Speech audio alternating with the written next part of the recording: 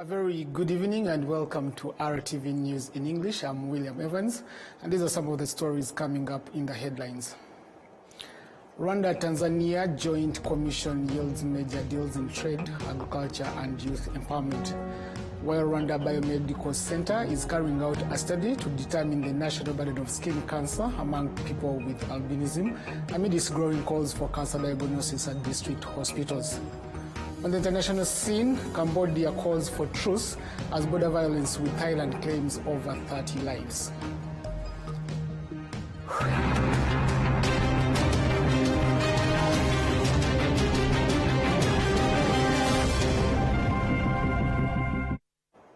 Many thanks for always joining me. Of course, I'm William Evans, and this is the news in details. Now, residents throughout the nation state that the achievement of the Residents throughout the nation state that the achievements of the outgoing government continues to solid the foundation and the new administration must build upon, while also addressing remaining challenges, particularly in infrastructure development and creating technology-based jobs. Rwanda's landscape transforms daily from all four corners of the country to the heart of Kigali. Citizens express confidence that the government led by the Right Honorable Dr. Edouard Ngirente, the Prime Minister since 2017, who was replaced by the Right Honorable Dr. Justin Nsengiyumva on July 23rd this year, heard their voices. The new Prime Minister has pledged to build upon existing accomplishments while making new progress, directly addressing citizen expectations for him and his government. Youths, who constitute a significant portion of the population, also have clear expectations for the new leadership. During the swearing-in ceremony for the new Prime Minister, Cabinet members and other senior officials, His Excellency Paul Kagame, the President of the Republic of Rwanda, instructed the leaders to preserve and strengthen the public's trust, except the Ministry of Environment and Local Government, which received new ministers. All other ministries retained their previous leaders in the new government. Now moving on, an office for the Tanzanian Port Authority is said to be established in Kigali. This is one of the key outcomes from the agreement signed this Saturday in Kigali during the 16th session of the Joint Permanent Commission between Rwanda and Tanzania. We do have a report. The agreement signed between the two countries cover cooperation in areas of agriculture and trade. Tanzania's Minister of Foreign Affairs, Mohamud Thabit Kombo, stated that these agreements will promote trade and help create employment opportunities for youths. There are instances whereby a country receives an investor, and that investor puts in a lot of money in the country. Number one, puts in money. Number two, sets up the industry. Number three, creates employment for the people, because we need to employ our youth. They are educated, they are highly qualified, they've got very good CVs and degrees, and they need to be engaged and educated. So there are particular industries. For example, in Tanzania, it's cement industry, it's edible oil, the cooking oil that we use. These are protected industry. And why they are protected? They are protected because the investor, one of the conditions we agree on is to protect the investment in a competitive way, because then you are sending the job opportunities for your youth, and you know, unemployment is not good in any country. The main mission, the main task of the government is also to create employment for the people. Currently, it's moving very well between our two countries. Rwanda's Minister of Foreign Affairs, Ambassador Olivier Nduhungirehe, applauded the cooperation between the two countries, saying the signed agreement is a significant step in strengthening the strong relations between Rwanda and Tanzania. Our relations have significantly grown due to the high-level exchanges between our two heads of state, His Excellency President Paul Kagame and Her Excellency President Samia Suluhu Hassan. Their leadership and commitment have laid a solid foundation for broader cooperation across diverse sectors. Rwanda and Tanzania continue to champion common aspirations for peace, stability, regional integration, and economic prosperity. On the latter, Rwanda particularly appreciates Tanzania's role as a strategic and dependable trade and economic partner.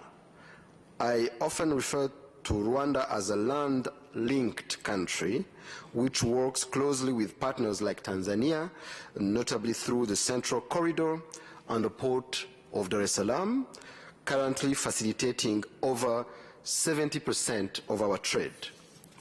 We are grateful for the facilitation provided by Tanzania at this critical infrastructure and the signing of an MOU on the operationalization of Tanzania Ports Authority's liaison office in Kigali represents another step forward in growing our trade relations. This 16th session of the Rwanda-Tanzania Joint Permanent Commission follows the last one, which took place in Tanzania in 2021. Now, an office for the Tanzanian Port Authority is set to be established in Kigali. This is one of the key outcomes from the agreement signed this Saturday in Kigali during the 16th session of the Joint Permanent Commission between Rwanda and Tanzania. We do have details.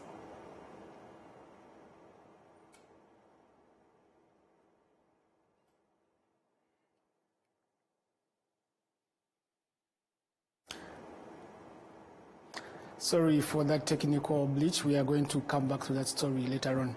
Now, young girls passionate about basketball gathered at Karumbanda Secondary School in Huye District on this Saturday for a special visit from Masai Ujiri, founder of the Giants of Africa organization, which empowers youths, especially girls, through the sport. The players shared their gratitude for the support and spoke about how basketball has taught them important life skills.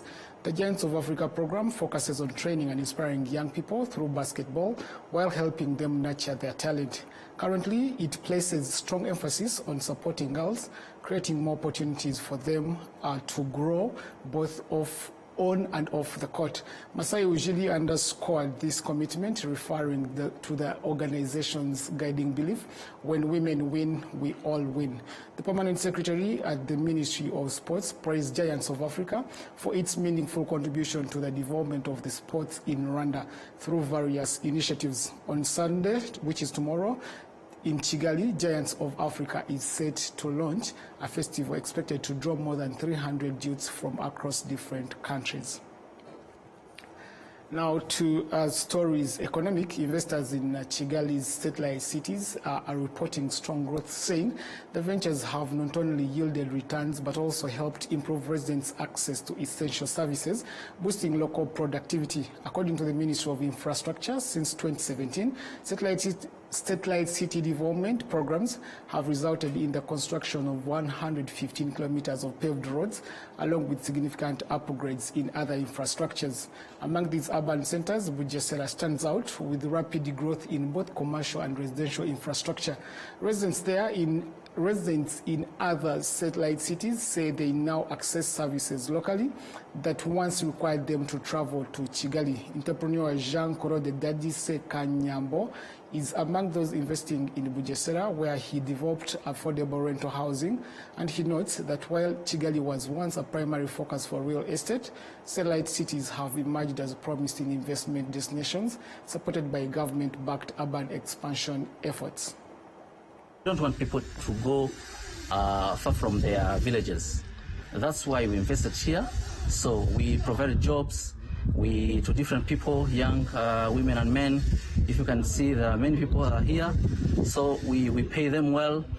We give them daily jobs. So that's why we don't encourage people, especially young women and men, to go far from their villages. So they have to invest their money, their efforts in their areas. That's why you are here. Generally, compared to the prices, so if we say 60 million Rwandan francs to a house like this, a modern family house like this, that has 4 bedrooms, 3 bathrooms, and area like this that will have all infrastructures, water, electricity. So you can't get it at 60 million from Kigali. So it's about that kind of house, you can get it at around 100 million, 8 million, 90 million and above. So we call it affordable because of the area and the type of house that you have constructed here. We would like to thank the government that has supported us in this area just to support the project. Currently we are now finishing. We're at 95% completion of the project. So we thank the security organs that have helped us and all the supporters that have contributed in this project. Now, since 2017, 6 satellite towns, including Muhanga, Musanze, Rubavu, Rusizi, Huye, and Nyagatare, have undergone major transformations through improved roads, stormwater drainage, street lighting, public buildings.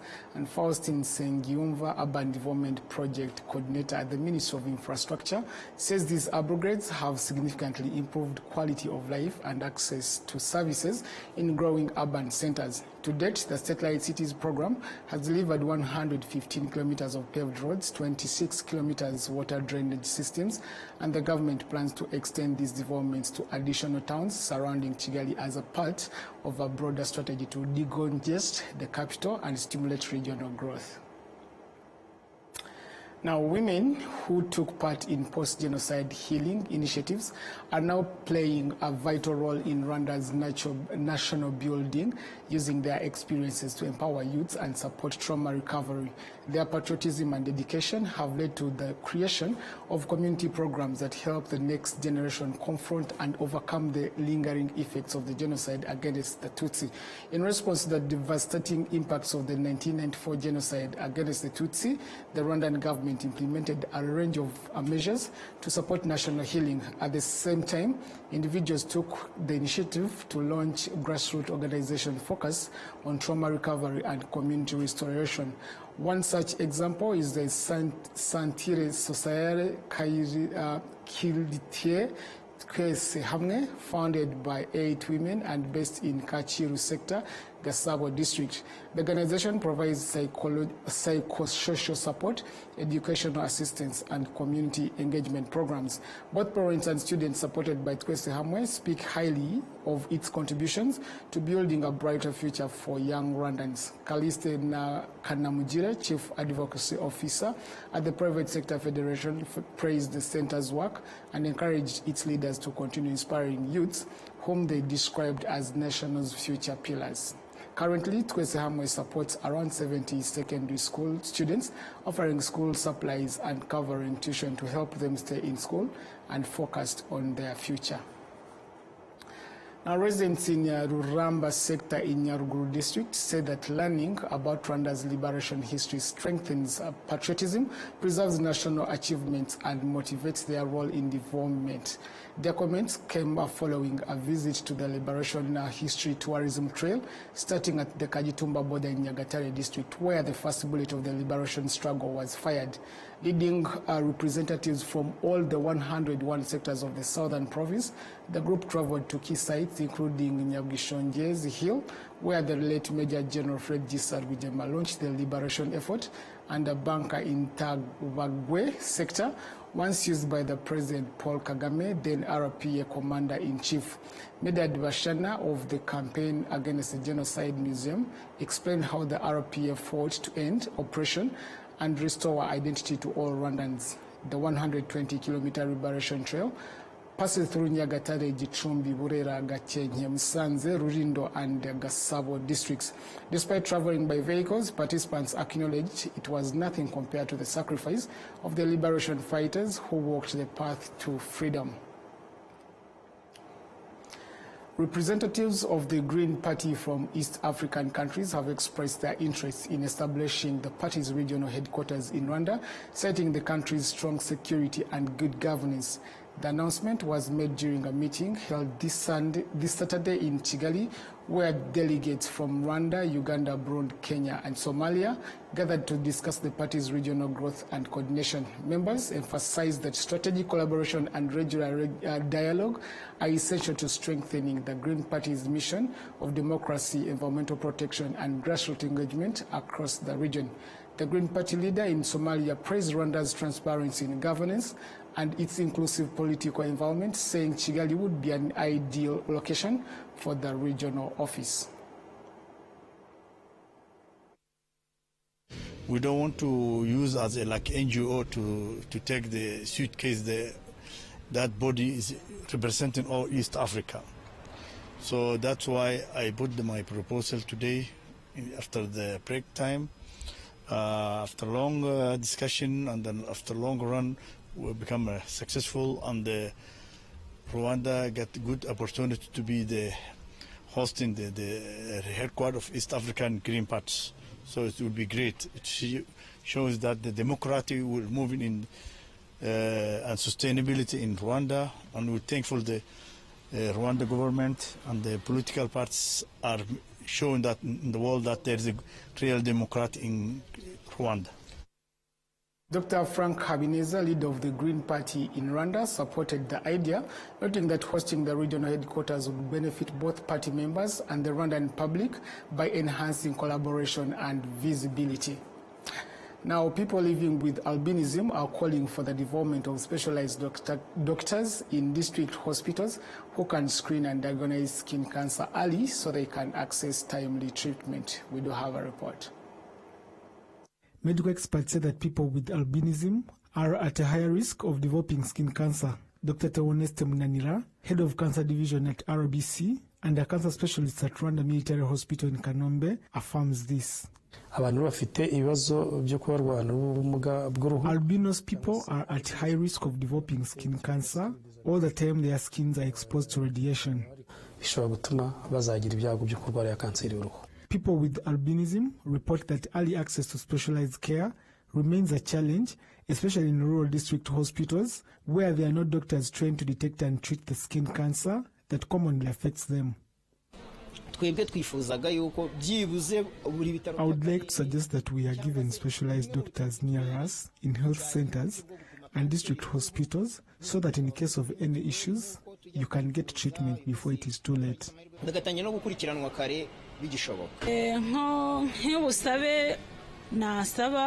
Our wish is to have district hospitals, or at least some of them, with the capacity to detect and treat cancer on community-based health insurance, just like we have our sunscreens. This would help early detection of skin cancers, especially during dry seasons, so that patients can get treatment early. The Rwanda Biomedical Center says that at least one doctor in every district hospital has been trained to identify early signs of cancer. In many of the district hospitals, there are medical professionals with the knowledge and skills to detect early skin cancer symptoms as early as possible. This helps in identifying and treating it before it is late. The challenge is many people do not have this information, and this is because usually their cancers begin as small wounds, and the patients are reluctant to do checkups, only to check when it is late. A lot of effort is now being channeled into awareness campaigns. RBC has also launched a study to determine the national burden of skin cancer among people living with albinism.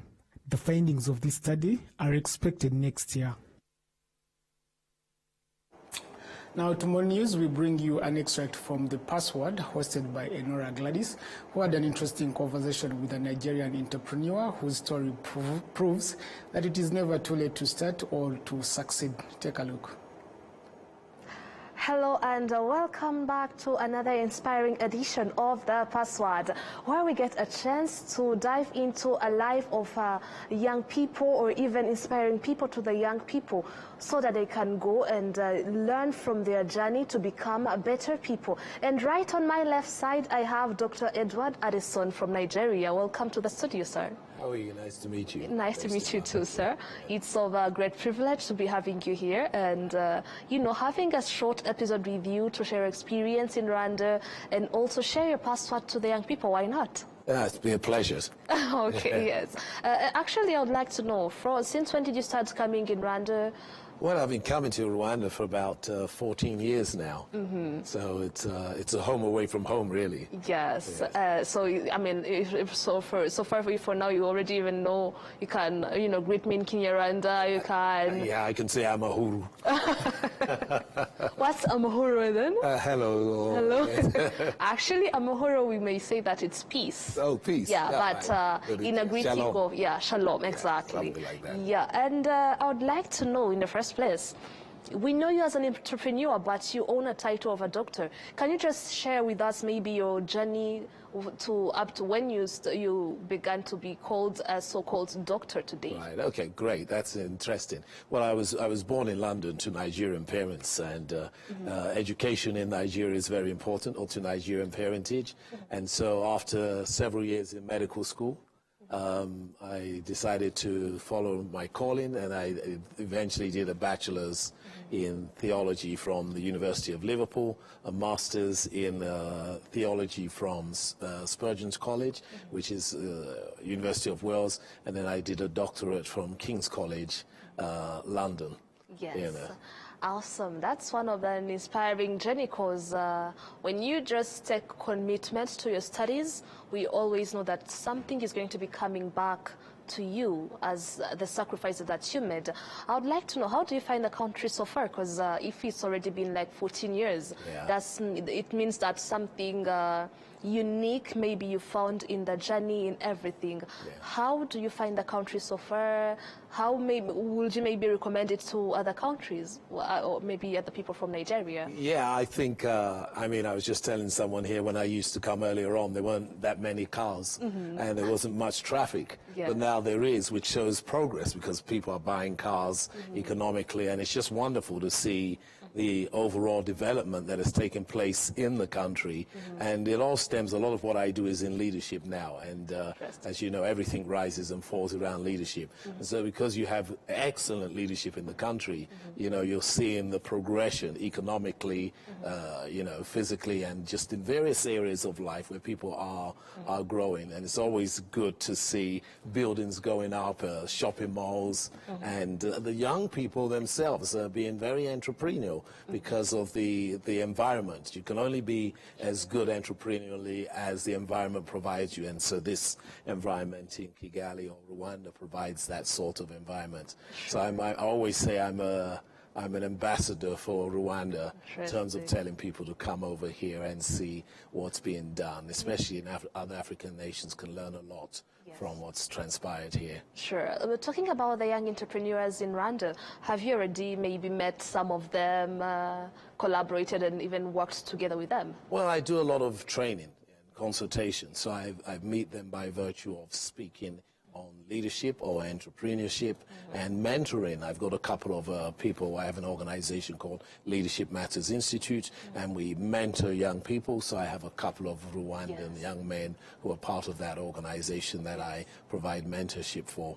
Sure. About those people that you meet, those young ones from Rwanda, do they give you hope that maybe the future Africa, the future Rwanda, the future continent is in good hands concerning the entrepreneurship acts and even other ones? You know, there's a lot of which has transpired with young people, and the technology around them provides this opportunity for people to learn.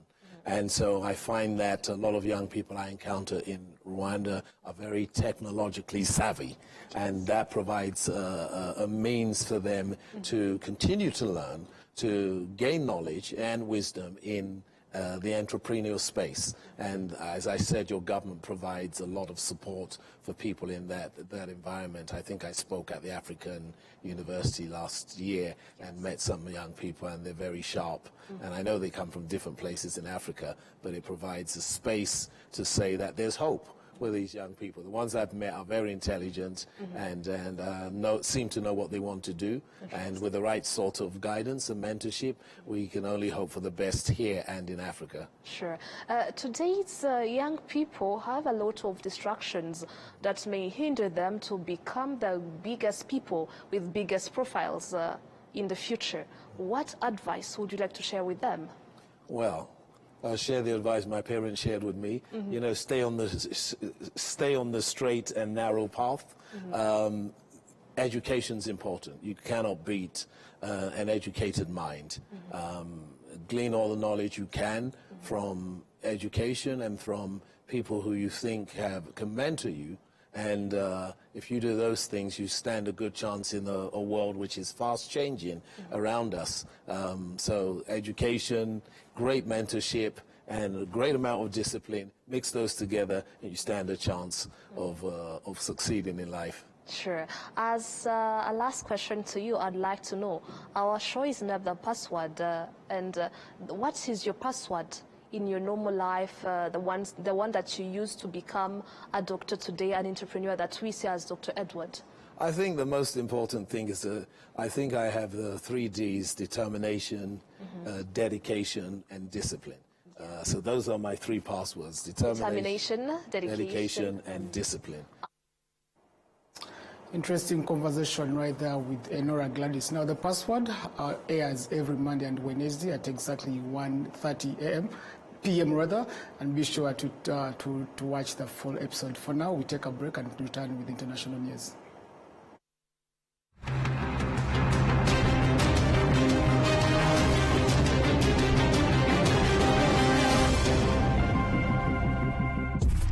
During love's moments, laying hooks,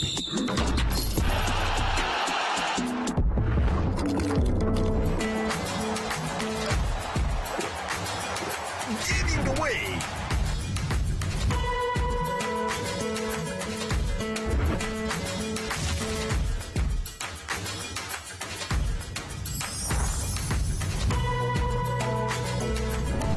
making moves,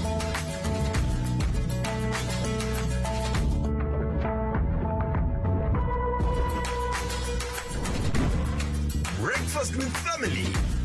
Inyanje is always there. Whatever the occasion, whatever the moment, always ask for Inyanje. Nyiri muto arababwiraga data bati ntabwo wagira umukamo mwinshi utunze inka imwe, ariko nigeze acika intege. Mama akinjira mu bucuruzi hari abamubwiraga bati ntabwo watera imbere udakorera mu iduka rigezweho, ariko ntibyamusubije inyuma, yakoranaga umwete. Njye muri kaminuza hari abanshidikanyagaho bavuga ko nashobora kaminuza naturuka mu muryango wifashije, ariko byarangiye nanditse amateka mashya. Igihe cyo gutera ishema umuryango wanjye kigeze, bamwe bakomeje kumbwira bati ntabwo watera umuryango wawe ibyishimo n'ishema, ariko narabishoboye. Hari abakekaga ko nasigira umurage ukomeye abankomokaho, ariko ubu mfite uruganda rutunganya amata. Banki ya Kigali yabaye umufatanyabikorwa wanjye mu rugendo rwose, inzozi zanjye ziba impamo. Bigereho.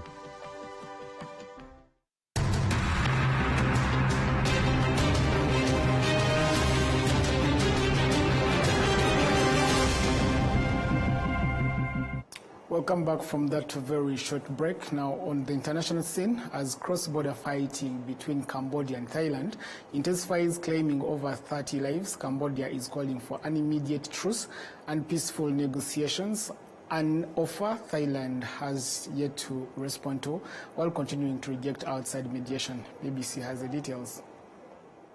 For a second day, the guns boomed across the Thai-Cambodian border.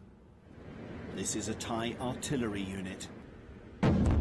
They kept this up until nightfall. A long stretch of territory on the border has now been emptied.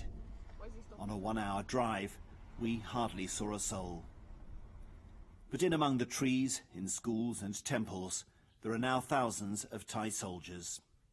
Though in this village, a handful of men had stayed behind, worried about what would happen to their houses. And nearly all the villages right along this border for hundreds of kilometres have been evacuated. But for those who've chosen to stay to look after their homes or their livestock, these rudimentary shelters have been built to protect them from Cambodian rockets. And there have been almost constant artillery exchanges throughout the morning, both outgoing from here and coming back from the other side. Their families have been moved far from the shells and rockets. This is a sports complex in the city of Surin. It's just a roof over their heads and a sleeping mat on the floor. Though the Thai authorities are running a slick relief operation with plenty of food and water, and even a designated area for evacuated pets. But it has been a traumatic experience. We heard the loud bangs, so we gathered all our important belongings, said Joy. We had to wait so long for a ride to safety, as all the cars leaving our village were full. Now, all they can do is wait for the guns to be silenced by diplomacy, so they can go home. Jonathan Head, BBC News, on the Thai-Cambodian border. Now, with that report, we've come to the end of tonight's bulletin. My name is William Evans, and from me and the entire team, good night and good luck.